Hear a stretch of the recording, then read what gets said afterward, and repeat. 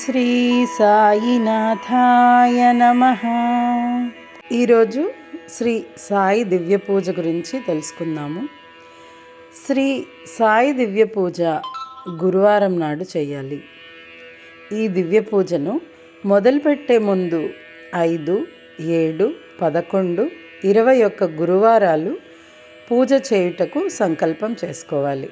అంటే మనము మొదటి రోజు ఎన్ని వారాలు చేయగలమో అన్ని వారాల కోసం సాయిబాబా గారికి మొక్కుకొని ఈ పూజను ప్రారంభించాలి. ఈ దివ్య పూజను కేవలం స్త్రీలు మాత్రమే కాదు, పురుషులు, పిల్లలు ఎవరైనా చేయవచ్చు.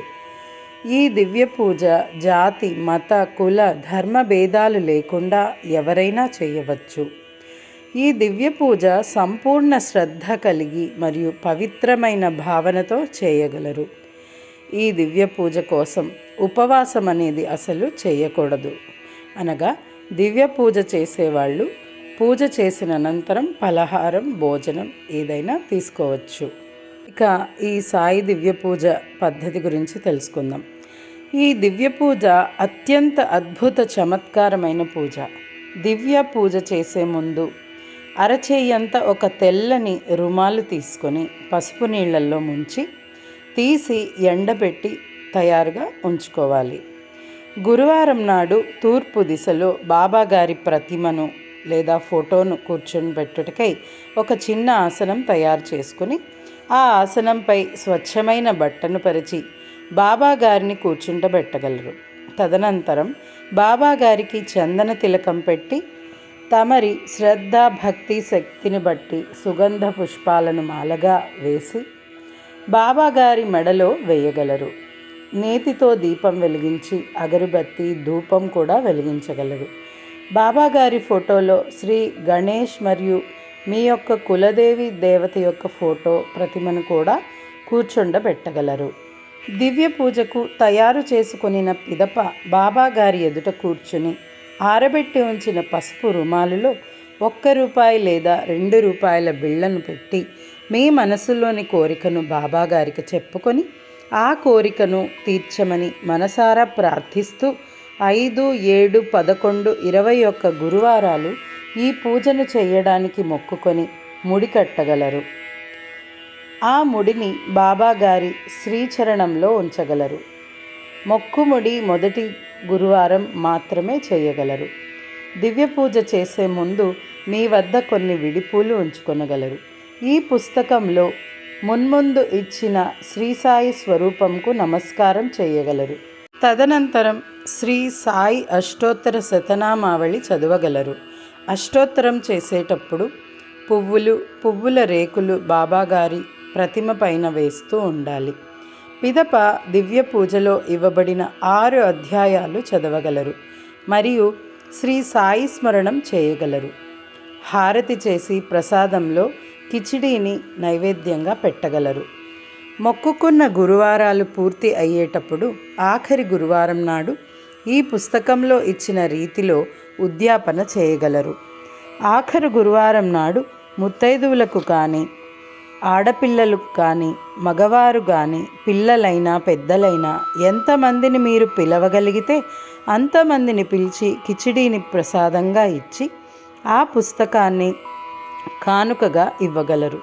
మీ ఇష్ట ప్రకారంగా 5, 11, 21, 51, 101 ఎన్ని పుస్తకాలైనను పంచవచ్చును.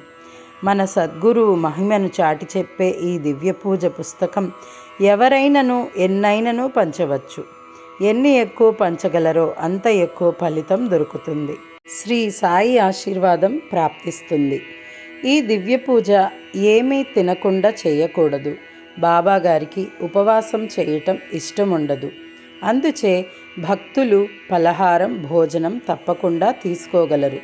బాబాగారు చెప్పేవారు, ఎవరైనా ఖాళీ కడుపుతో నన్ను స్మరిస్తే నా పూజ చేస్తే నేను స్వీకరించను.